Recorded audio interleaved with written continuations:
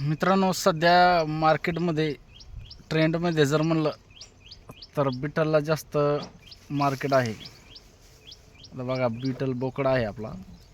आपण हा 2 महिन्याचा घेतला होता. त्यावेळेस घेतला होता 25,000 रुपयामध्ये. बघू शकता तुम्ही. इकडे बाय रे, मला इकडे बाय. बघा कसा गवत खातो.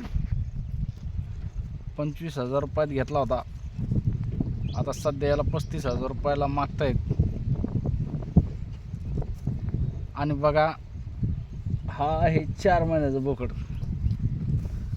आता 4 महिन्याचा बोकड बिटल आहे. गावरान बोकड जर म्हणलं 4 महिन्याचा तर सरासरी 10 किलो पण भरत नाही. 10 किलोच्या वर तर भरतच नाही.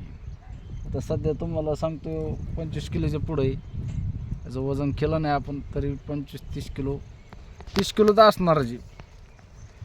कारण ज्यावेळेस 3 महिन्याचा होता त्यावेळेस आपण याचं वजन केलं होतं, त्यावेळेस 18 किलो भरला होता.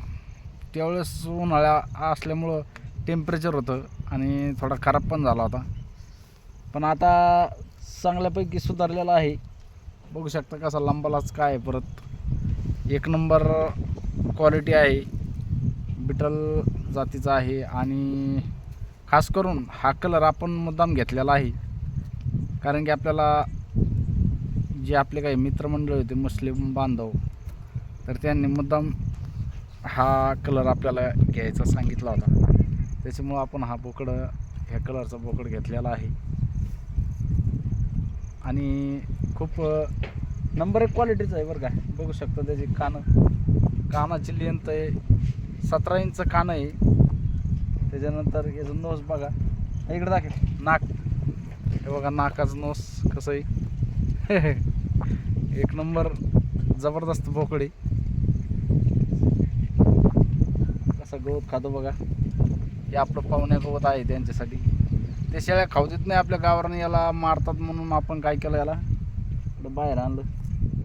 म्हणलं खाईन जरा, त्याच्यामुळे इकडं आणलेलं आहे. आणि बाहेर खातोय. आतमध्ये शेळ्या मारतात, त्याला खाऊ देत नाही चारा. गावरान शेळ्यापेक्षा खूप शांत जात आहे बिटल जात. चालण्यासाठी शांत आहे एकदम. म्हणजे अशी चिडचिड करत नाही, काही नाही. आपल्या गावरान शेळ्या एकमेकीला मारतात, तसं नाही आहे. एकदम शांत स्वभावाचे हे बिटल शेळ्या बोकड आहेत. शेळ्या तर खूप शांत स्वभावाच्या आहेत. कारण मी 1-2 शेडला व्हिजिट द्यायला गेलो तर बघितलं, त्या 10 जरी शेळ्या असेल तरी माणसाला कंटाळा येणार नाही. आणि आपल्या शेळ्या हे 2 शेळ्या सांभाळायचं म्हणलं गावरान की इतक्या परेशान करतात.